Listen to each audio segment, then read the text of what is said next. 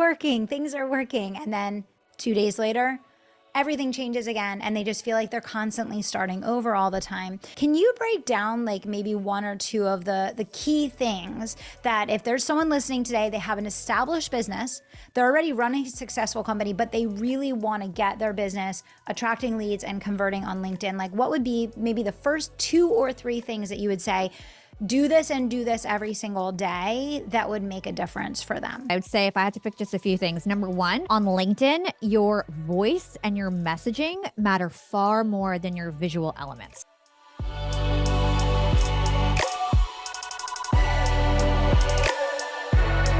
All right, welcome back to the Kelly Roach Show. I'm super pumped to have my friend Hala Taha on the show today. Hey, Hala. Hey, Kelly. So excited to be here. I'm so glad to have you. You guys are just crushing it with your podcast network. And of course, you are the podcast queen, but also you've been teaching people how to really kill it on LinkedIn. So I'm excited to talk a little bit about that. For people that don't know your backstory and kind of how you got to where you are today, just give us like a quick glimpse. How did Hala Taha become Hala Taha? Oh my gosh. I'll give you a very quick overview because it was like a 10-year up and down story. But basically, I started my career in radio. I was there for 3 years. I really fell in love with broadcasting. I left radio to be an entrepreneur. I started this blog site where I created the sorority of hip hop, and I had 150 female bloggers under me. And then I learned everything about social media and creating websites and copy and building a brand and getting sponsorship. So a lot of the stuff that I'm doing now, I actually learned 10 years ago when I had a blog site. Then I almost got a show on MTV for my blog, running this like sorority of hip hop. Didn't happen. I got really discouraged and felt like, okay, I got rejected from radio, satellite radio, TV. Maybe I'm not cut out to be on camera or be this like personality that I wanted to be. I went into corporate for 5 years. I worked at Hewlett Packard, Disney Streaming. 4 years into corporate, I got bored and I started my podcast Yap in 2018. Then Yap really took off and I got back to like what I love, my passion. And then the guests that came on my show would always ask me, who does your podcast? Who does your LinkedIn? So I just started listening to my audience and I created an agency as a side hustle that scaled. My second client was like a $30,000 monthly retainer. So it like scaled really fast. And I had all these volunteers that I started hiring. And then now fast forward to today, we're a full-fledged social media agency, podcast agency, and now we're also the #1 business and self-improvement podcast network. And really my philosophy is like always whatever I do for myself and my brand as a podcaster, an influencer, I just then scale it to my clients. And so my whole business is just whatever my team does for me, I've scaled it and I'll do it for my clients. It's so smart. It's so smart. And I love your circle. And of course, this always happens. It comes full circle. You weren't meant to do it on someone else's platform. You were meant to do it on your own. Yeah. And now you get to help other people do the same thing. So that's the circle of life. It's so awesome. And yeah, I mean, you guys have definitely gotten some big names and some major players that are moving over to your network because you set the standard for excellence. And especially in a space that, it was prime for disruption. And I think you guys have definitely stepped into that role. So it's really, really awesome to see the work that you're doing. Yeah, I'm so excited about it. Just to your point, like we signed Amy Porterfield, Jenna Kutcher, John Lee Dumas, Trent Shelton. So yeah, I'm so excited about it. Yeah, no, that's amazing. Now, for people that are sitting here listening, Hala, that they maybe are not really familiar even with what a podcast network could do for them,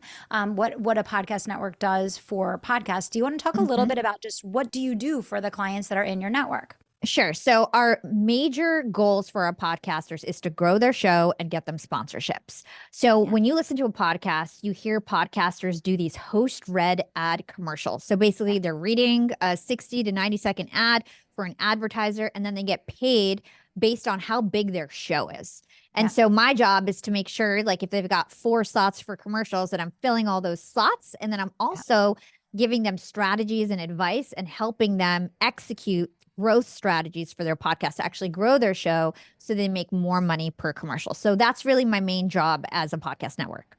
Love it. And I know that's one of the biggest things that people get stuck on, right? Because they start creating content and they're like, okay, I'm creating, all these shows. Like, what now? How do I grow the Yep. show? So that's amazing. And what are some of the top things that you're seeing work really well in 2024 for podcast growth?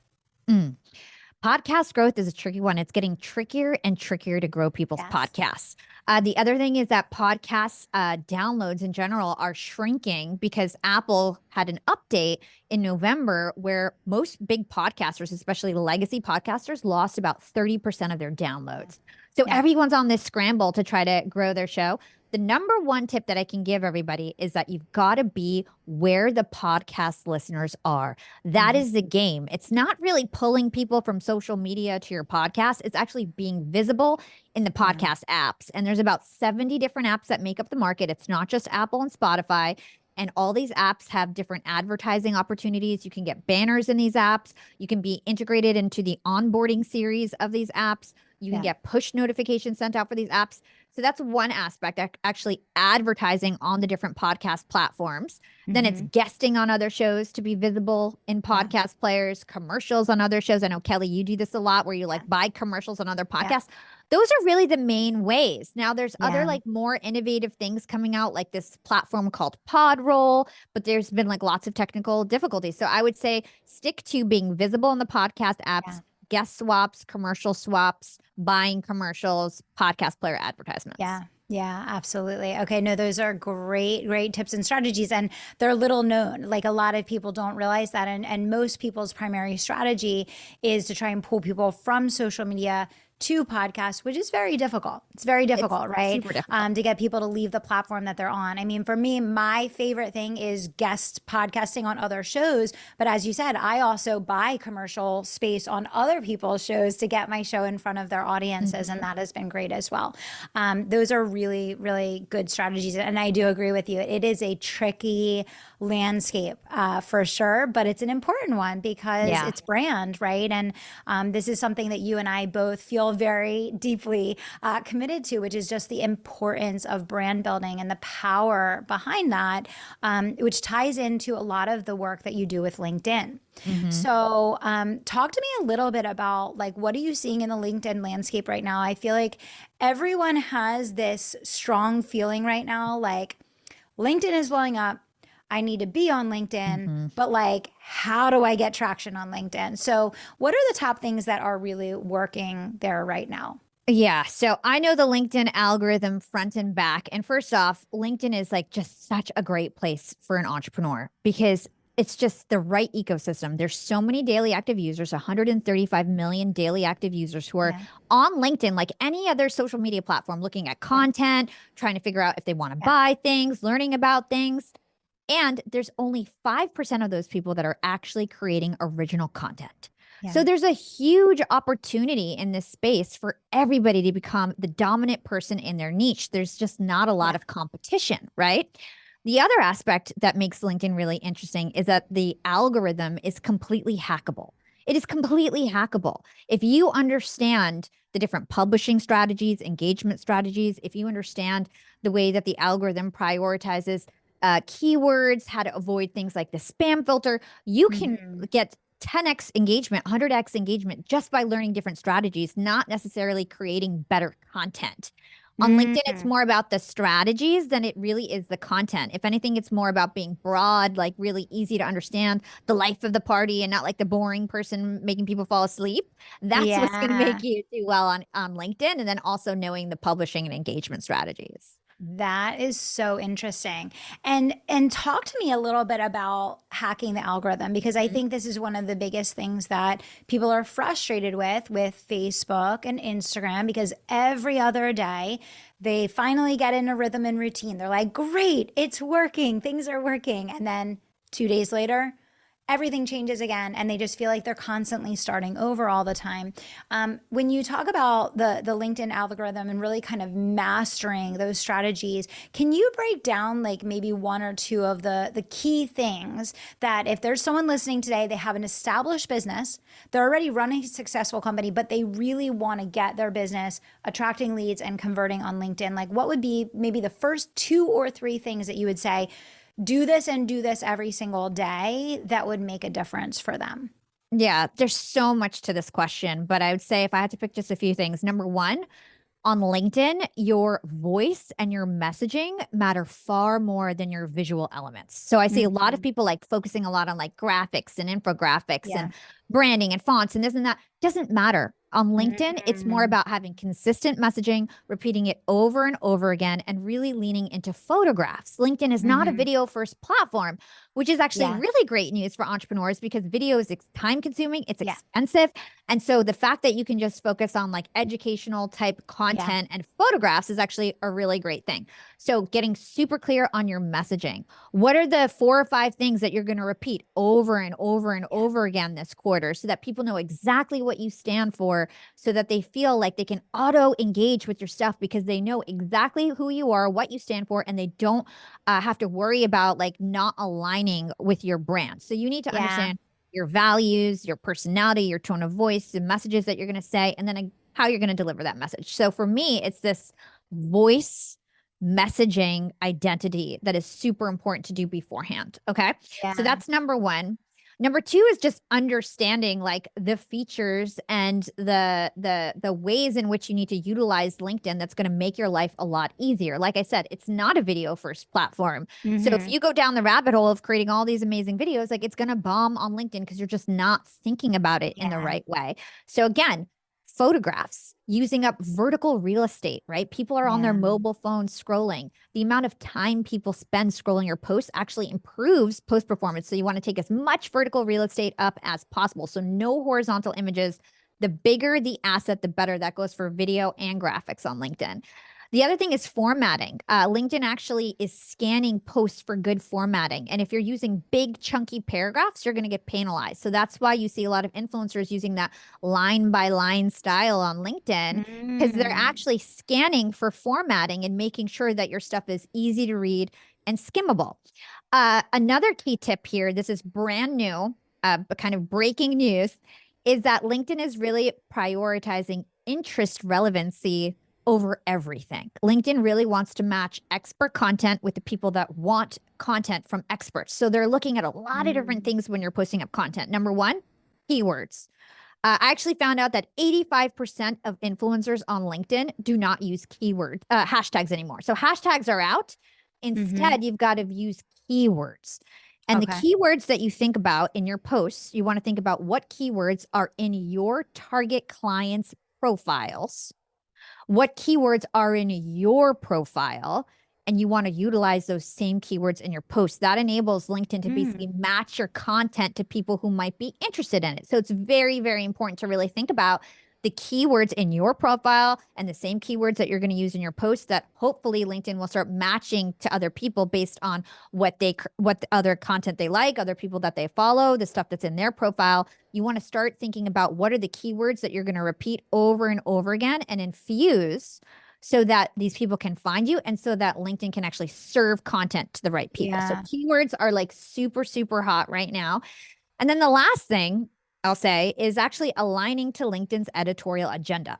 So this is a really nuanced one, very different from other social media platforms.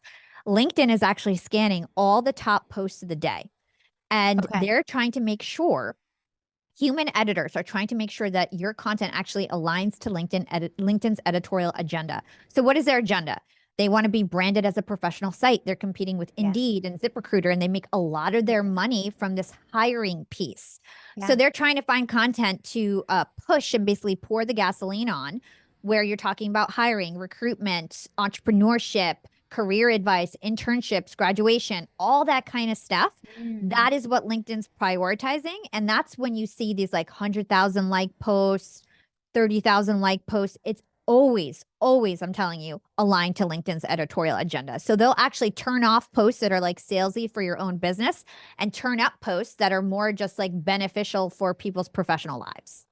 That is fascinating. And now I understand why you said it's so much more about like almost understanding the rules of the game and understanding what they're trying to magnetize on the platform and what they are really trying to do to elevate the market that they want to lead in. That is so interesting. Oh my gosh. Thank you so much for breaking that all down.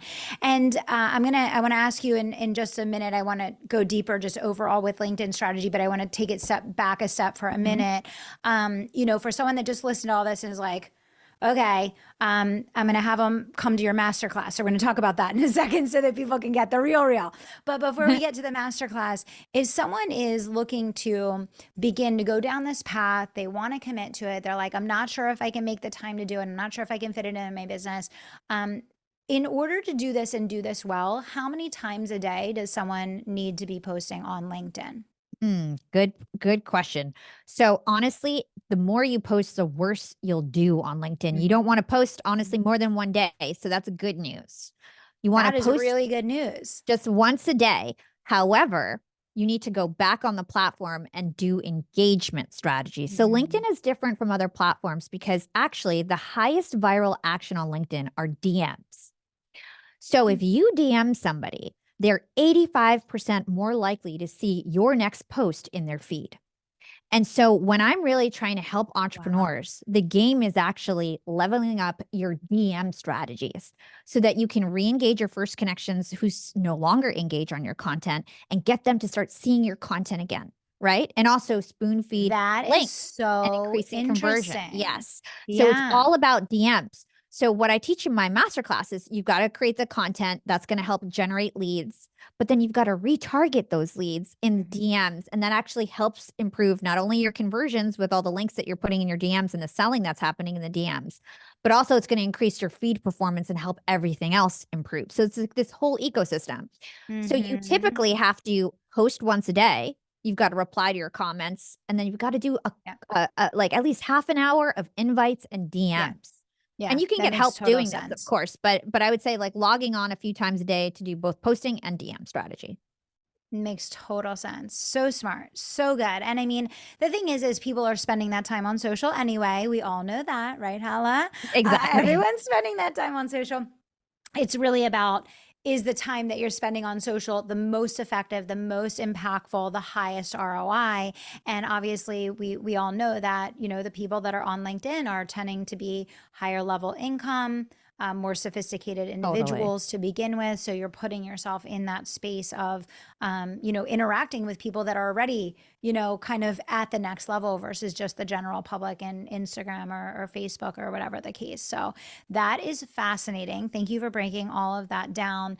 And what else do you feel like someone needs to know? Like, so if someone's sitting here and they're like, okay, this is really interesting. I think I want to come to the masterclass. I really want to get like the full A to Z on this. What else would you say to someone sitting here today that would kind of be a reason why you would either encourage them or discourage them from taking the next steps with this? Like, I think there's always like, listen, this obviously you have a process and system that works for LinkedIn. It works. You use it. Your clients use it. They're getting results. It's a repeatable process. It works. But how would someone know whether or not they're in a place where they're going to, actually have success with this and whether it makes sense for them to take that next step? Totally. I feel like anybody who already has a converting offer is going to take this class and immediately generate I love ROI. I've that. seen it with all of my students. Now, if you're somebody who doesn't have an offer yet, it's still a really good opportunity for you because we actually walk through how to create your voice guidelines, your brand guidelines. Love that. I teach the psychology of design, how to do copywriting. Like the whole day one is just like foundation. And then the second day is like algorithm, learning the features that work, learning how to find your target audience, creating audience lists, DM targeting, all that kind of stuff. So it's really A to Z, no matter if you're, already on LinkedIn and doing okay, or if you're brand new and don't even have an offer. And I'll give you tips on how to create an offer that will convert. But I know for a fact, if you already have a business that's thriving and you just need more leads, you'll take my class and get ROI absolutely immediately. I love it. I love it. So I have one more question, then I do want to talk about the class a little bit. So I have 6 companies. Some of them I use my personal brand and I use my name and my face for.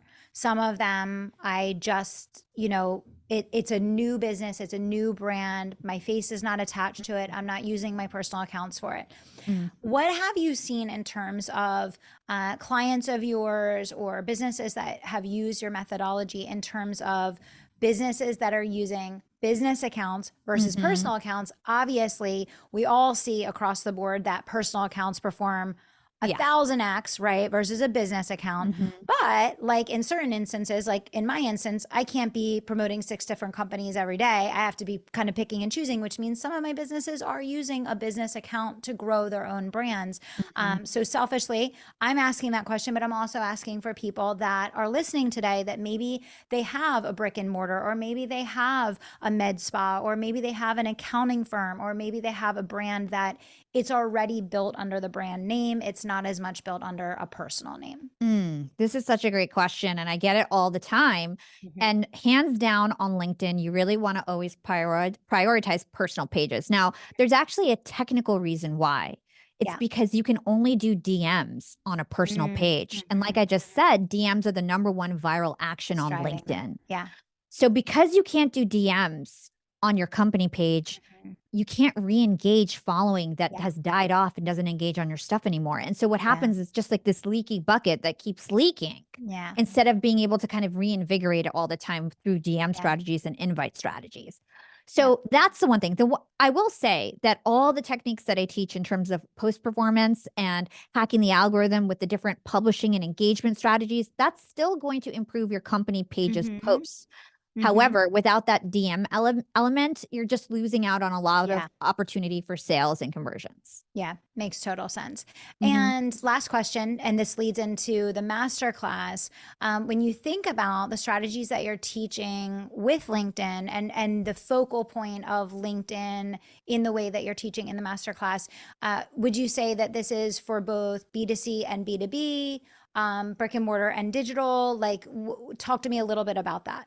Literally anybody. If you feel like your target audience is on LinkedIn, it doesn't matter if you have an agency. I have a lot of like coaches, a lot of people who have like recruiting firms and like all different types of agencies. So it's a lot of service-based companies, I would say, and coaches, because in general, it's not a visual platform. So if you do makeup or you've got like a specific product, it's not going to work on LinkedIn. But if you feel like your target audience is on LinkedIn, it will work. Yeah, no, that makes total sense. Okay, cool. You're the best in the business at this. I know that members of my team have attended your classes before. I mean, it is second to none. I know our team felt like it was an incredible use of time and investment to attend one of your classes before. So talk to us a little bit about when the next one is happening. How can people get there? What are they going to learn? And then, guys, everything, of course, is going to be down in the show notes below. Yeah. So I believe the next one is on March 22nd and 23rd. You guys can go to yapmedia.io/course. And I've got a special code. You can use code Kelly for 35% off. And that is by far the highest discount that we have for the course. And it's a live 2-day class. I think that I'm undiagnosed ADHD, and I feel like a lot of adults are. And I know for a fact that I would not be able to really fully absorb myself in a course that wasn't live. So I made sure that this is like a highly interactive, engaging live course. We've got like quizzes and a workbook, and I've literally not left any stone unturned. And my students often tell me that this is more of like a business class that incorporates how to get leads and sales on LinkedIn. So it's more like a general business class, 2 days. Like I said, first day is like foundational learning about your voice, your messaging, your personal branding statement, optimizing your profile, copywriting, design, all that good stuff. And then day 2 is just how to leverage the platform, the algorithm, DM strategies, templates. And then we've got so many bonuses. And the best part that a lot of people say is actually our mastermind community. So there's a community to help keep you accountable afterwards, which is super important. So you actually stick to the plan and your goals. Yeah. And I mean, what I love about the way that you teach and the way that you show up and everything that you do, Hala, is like, it's no fluff, it's no BS. Like, you are giving straight to the point. And we've been talking about this a lot on the show. A lot of the things out there right now are out of date. They're old materials. It's people trying to automate things that need to be delivered live. Then they're getting out of date, irrelevant things that they can't use in their business. You guys, this is fresh. You can hear from the conversation today. Everything Hala is talking about is the here and now. She clearly is invested in understanding exactly what's going on minute by minute on this platform. And I think, to your point, Hala, like, everything that you're talking about, it's not just LinkedIn, it's good business. right? Yes. So it's just a way to enhance and up level not just what you're doing on LinkedIn, but you can apply it in everything that you're doing. So let's give the information one more time, Hala, so that anyone that's interested can check it out. And then, guys, we'll also put that down in the show notes below. Thank you so much, Kelly. It is yapmedia.io/course. All the information and testimonials and the agenda, all of that is there, yapmedia.io/course. And you can use code Kelly for 35% off. Awesome. Hala, thank you so much for coming on the show today and sharing what you're doing in the podcast network and all those strategies that you shared around growing podcasts. I thought that was really compelling. And, LinkedIn is key, right? We know personal brand is so mission critical, especially in today's market. LinkedIn is such a high quality, high value place to do this. So love everything that you shared today. It was awesome having you on the show. I'm sure you'll be back for more later this year. And thanks for coming on. Thank you so much, Kelly. It is always a pleasure. All right. Thanks for tuning in, guys. Sharing is caring. Don't forget, if you love today's episode and you got value out of it, pass it on to another entrepreneur that could benefit from what we shared here today. And we'll see you back here next week. Thank you so much for listening to the Kelly Roach Show. If you enjoyed this episode, do me 2 solids. Subscribe to the show so you never miss an episode, and leave us a review so other people can find the life-changing content that we share here. We're on our way to #1 and we need your help getting there. Thanks so much for being a part of the community and for tuning into the show each and every week.